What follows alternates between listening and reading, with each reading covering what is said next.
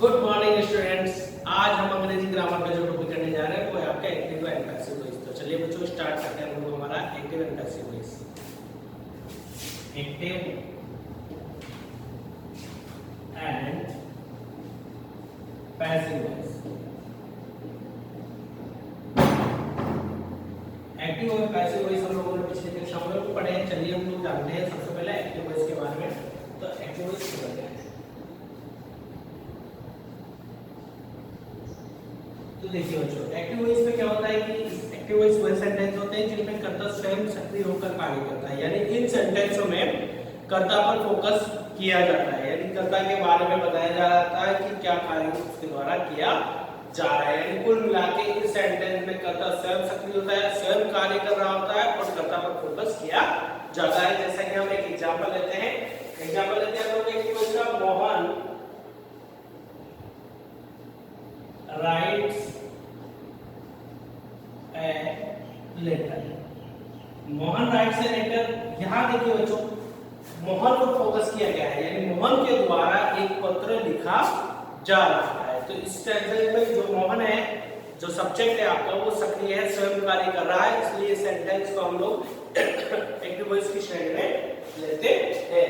अगला देखते हैं हम लोग हमारा पैसिव वॉइस।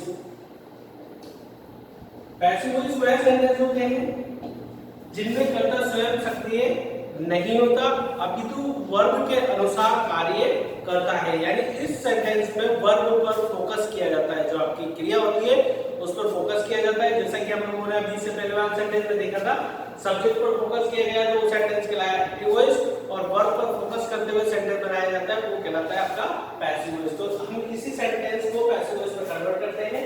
तो पैसिव वॉइस में क्या होता है, सबसे पहले ऑब्जेक्ट आ जाता है आपका, ए लेटर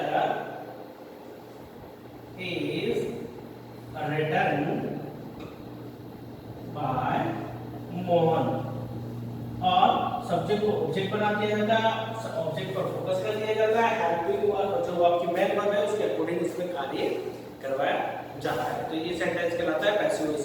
अब हम देखेंगे कि एक्टिव से पैसिव बनाने के लिए हम लोग कुछ नियम फॉलो करने पड़ते हैं। उन नियमों के बारे में जानेंगे कि किस प्रकार से हम किसी सेंटेंस को एक्टिव से पैसिव में कन्वर्ट कर सकते हैं। तो चलिए देखते हैं आगे। लेकिन इसे देखने से पहले हम लोगों को एक टेबल था आपकी पर्सनल प्रोनाउन की टेबल, वह अच्छे से याद करनी होती है। चलो मैं आप लोगों को उस टेबल के बारे में बताता हूँ। तो सबसे पहले हम देखेंगे इसमें पर्सनल प्रोनाउन। अब पर्सनल प्रोनाउन की जो टेबल है उसको हम देखेंगे। पर्सनल प्रोनाउन की टेबल को हम लोग तीन भागों में बांटते हैं। पहला होता है सब्जेक्टिव केस, आपका सब्जेक्टिव केस जिसे हम लोग हिंदी में कहते हैं कर्ता कारक। ये कहलाता है आपका कर्ता कारक, इसको हिंदी में हम लोग कर्ता कारक कहते हैं। इसमें जब हम लोग पर्सनल प्रोनाउन की बात करते हैं तो वो आते हैं इसमें आई, वी, आई आएगा, वी आएगा, यू, ही, शी, यू आएगा, ही आएगा, शी आएगा और दे आएगा। यानी इसमें क्या क्या आएगा, आई, वी, ही, शी और दे। इसको हम सब्जेक्टिव केस में लेते हैं, जो कर्ता कारक हमारे कहलाते हैं। दूसरा आता है आपका पॉसेसिव केस, जिसे हम कहते हैं संबंध कारक। दूसरा आता है हम लोगों का आपका है पॉसेसिव केस, जो हम लोग पॉसेसिव केस, और ये कहलाता है आप लोगों का संबंध कारक। संबंध कारक इसमें क्या होता है, इसमें नाउन और जो आपका ऑब्जेक्ट है उसके सब्जेक्ट और ऑब्जेक्ट में संबंध बताया जाता है। इसमें क्या होता है कि हम उस वस्तु से संबंध देखते हैं और इनमें जो यूज करते हैं हम लोग वो है जैसे माय, आई का हो जाएगा यहाँ माय, ठीक है। वैसे ही बी को आवर, यू को योर, बी को आवर हो जाएगा, यू का योर हो जाएगा, ई को हम लोग इसको हिज में चेंज कर देते हैं, शी का हर हो जाता है और दे का देयर हो जाता है। इस प्रकार से कन्वर्ट करते हैं। अगला जो तीसरा भाग होता है वो कहलाता है इसका ऑब्जेक्टिव केस। ऑब्जेक्टिव केस, और इस ऑब्जेक्टिव केस को हम लोग हिंदी में कहते हैं कर्म कारक। ये कहलाता है अपना कर्म कारक। इसको जो कन्वर्ट करना है वो अब यहाँ माय का क्या हो जाएगा, माय का हो जाएगा मी, आवर का हो जाएगा अस, योवर का हो जाएगा आपका यू। आगे देखेंगे ही का हम लोगों ने किया हिज, और इसके बाद में क्या हो जाएगा, इसका हो जाएगा हिम। शी का वही रहेगा हर, और देयर की जगह हम अपनी यहाँ यूज करेंगे देयर का, देयर की जगह यूज करेंगे हम लोग देयर का। इस प्रकार से ये पर्सनल प्रोनाउन की हम लोगों की टेबल तैयार होती है, जिसमें सब वापस से रिपीट करो है। सब्जेक्टिव केस जो कर्ता कारक है उसमें I, we, you, he, she, they. Positive case संबंध कारक में my, our, your, his, her, that. और ऑब्जेक्टिव केस में जो कर्म कारक है उसमें मी, अस, यू, हिम, हर, दे, ये यूज करेंगे। आगे हम देखते हैं कि इनमें एक्टिव से पैसिव बनाते समय हमें टेंस में कुछ परिवर्तन करना होता है, वो परिवर्तन किस प्रकार से होंगे तो उसको हम लोग एक दूसरी टेबल के अकॉर्डिंग सीखेंगे। तो चलिए हम लोग देखते हैं इसमें टेंस में एक्टिव से पैसिव बनाते समय टेंस में किए जाने वाले परिवर्तन। तो सबसे पहले स्टार्ट करते हैं हम लोग इसका टेबल का, कि एक्टिव से पैसिव बनाते समय हम लोग जो चेंजिंग करेंगे वो किस प्रकार से होंगे, कहां करेंगे, कैसे करेंगे।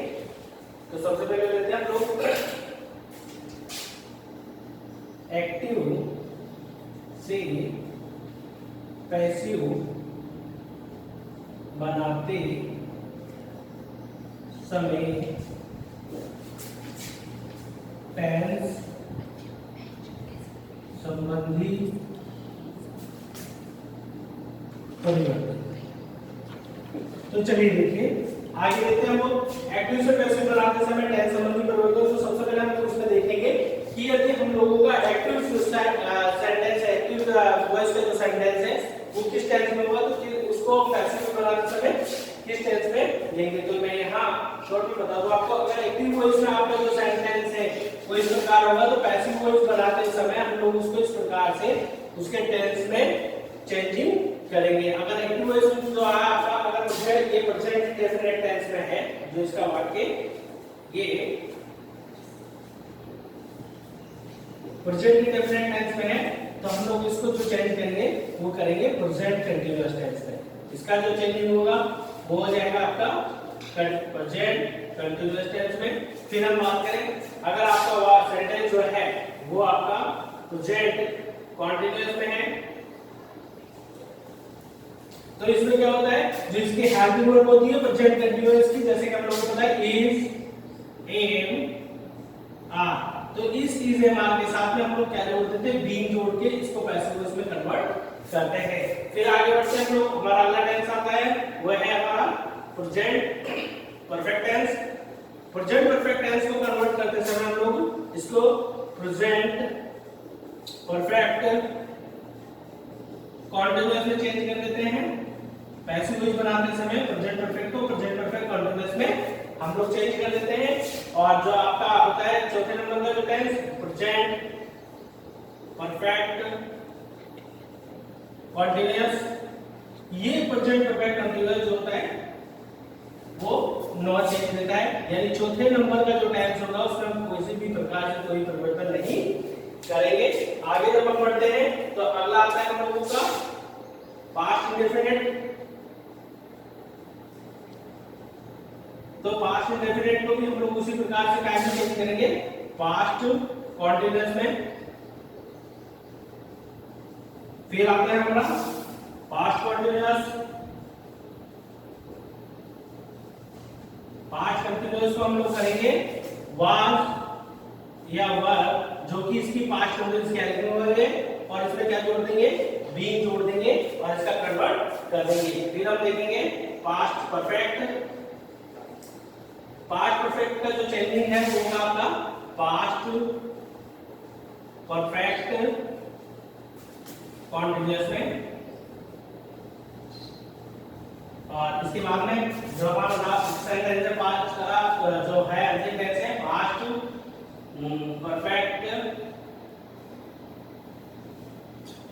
परफेक्ट कंटीन्यूअस, इसका नो चेंज रहता है, इसको हम किसी प्रकार से कोई चेंजिंग नहीं करते हैं। आगे उसका है हम लोगों का फ्यूचर टेंस। तो देखिए आगे बढ़ते हैं हम लोग फ्यूचर में। तो फ्यूचर की हम बात करें, फ्यूचर टेंस में किस प्रकार से चेंजिंग होगा, तो देखिए सबसे पहले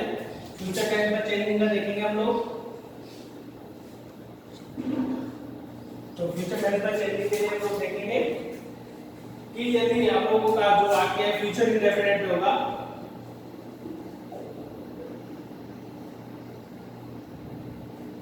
अगर वाक्य हम लोगों को फ्यूचर इंडेफिनिट में किया हुआ है तो चेंजिंग हम लोग जो करेंगे वो फ्यूचर कॉन्टिन्यूअस में करेंगे।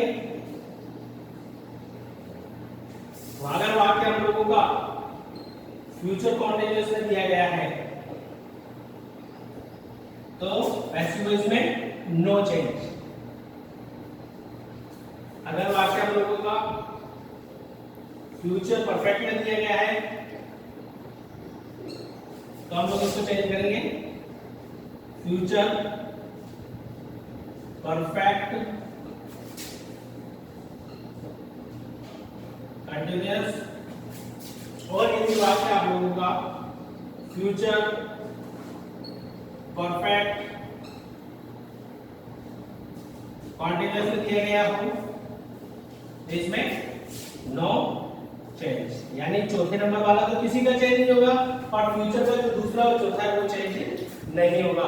ये कुछ नियम है जिनको फॉलो करके हम लोग एक्टिव से पैसिव वॉइस बना सकते हैं, जिसमें हम लोगों को टेंस पर संबंधी जो परिवर्तन है ध्यान रखने होंगे। आगे इसमें 5 नियम और फॉलो करने हैं जिसके अकॉर्डिंग उन नियमों के साथ साथ हम एक्टिव से पैसिव आसानी से बना सकते हैं, जो कि मैं आपको अगले वीडियो में शेयर करूंगा। Thank you, good day.